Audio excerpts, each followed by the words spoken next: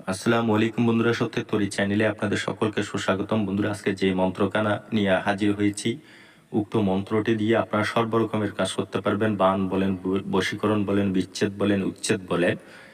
বন্ধুরা, এই মন্ত্রখানা না আপনাদেরকে কেউ দেখাতে পারবে না দিতে পারবে। সর্বপ্রথম ইউটিউবের মধ্যে আমি দিতে চলেছি, আমার আগে কেউ এই মন্ত্রখানা দেয়নি। বন্ধুরা, আপনি যদি কি মন্ত্রতন্ত্রের প্রতি আগ্রহী হয়ে থাকেন, আমার সত্যের তরী চ্যানেলটিকে সাবস্ক্রাইব করে পাশে থাকা বেল আইকনটি বাজিয়ে দিন। তো কিভাবে কি করতে হবে আমি বিস্তারিত তুলে ধরব।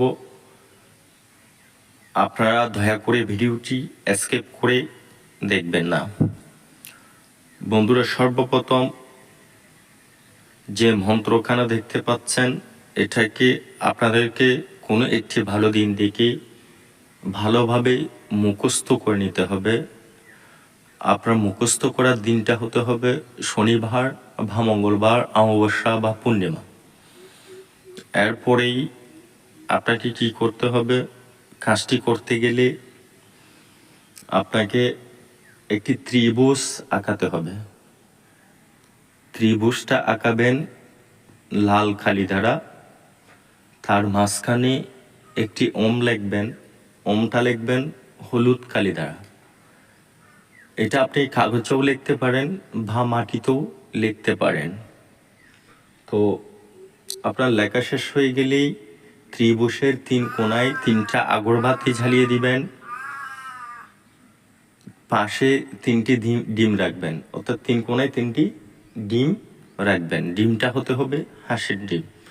কথাগুলো ভালো করে শুনবেন, ভিডিও স্কিপ করে দেখবেন।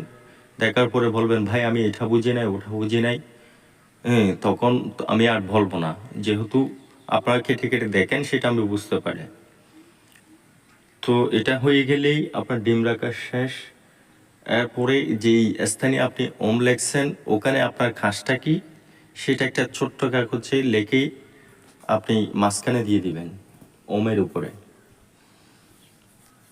অর্থাৎ যেমন অমুকের কন্যা অমুককে, অমুকের পুত্র অমুকের কাছে হাজির করে দাও, বা অমুকের পুত্র অমুককে পাগল করে দাও, বা অমুকের পুত্র অমুকের সাথে অমুকের বিচ্ছেদ করে দাও। এক কথায় আপনারা যে কাজটা করতে চান ওটা কাগজের মধ্যে লিখে দিবেন। এরপর আপনাকে কি করতে হবে, আপনার লেখা শেষ হয়ে গেল, আপনি কিন্তু পূর্বমুখী করেই বসবেন। পূর্বমুখী করে বসবেন, গুরুকে মনে মনে ধ্যান খেয়াল করবেন।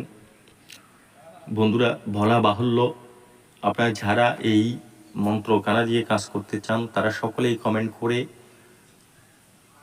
আমার কাছ থেকে এজাজত নিয়ে নেবেন।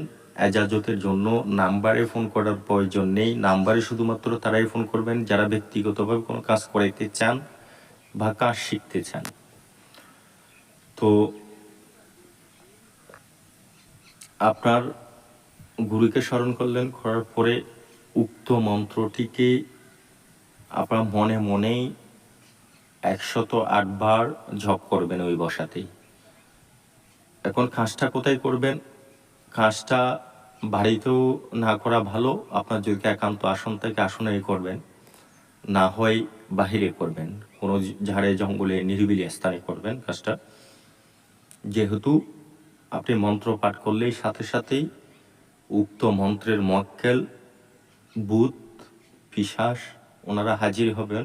হাজির হয়ে আপনার কাজটা করে দিবেন। তো আপনার কাজটি হয়ে গেল। হয়ে যাওয়ার পরে কি করবেন, ওই ভোগগুলা যে স্থানে থাকবে, অর্থাৎ আপনার 108 বার মন্ত্র পড়া শেষ, এরপর তো আপনি উঠে যাবেন, বাড়িতেই চলে যাবেন। কিন্তু ভোগগুলা যে স্থানে থাকবে ওই স্থানেই থেকে থাকবে। ডিমগুলা ওই স্থানে ওভাবেই থাকবে যেভাবেই আছে। ওগুলা ধরার দরকার নেই, ভাব কোথাও ফেলে দেওয়া প্রয়োজন নেই। কিন্তু বলা বাহুল্য, এটার মধ্যে আরেকটি গোপন বিষয় হলো, আমি গোপন ভেদটা আপনাদেরকে বলে দিচ্ছি। গোপন ভেদটি হলো, উক্ত মন্ত্রটি প্রয়োগ করার আগেই আপনাদেরকে একটি কাজ করতে হবে। যখন আপনার মন্ত্রটা মুখস্থ হয়ে যাবে, মুখস্থ হয়ে গেলেই এরপর উক্ত মন্ত্রটিকে কোনো এক গ্রহণকালে আপনারা 1008 বার জপ করে সিদ্ধি করে নেবেন। তো আশা করি সকলেই বুঝতে পেরেছেন। আজকের মতো এতটুকুই। ভালো থাকবেন, সুস্থ থাকবেন। আল্লাহ হাফেজ।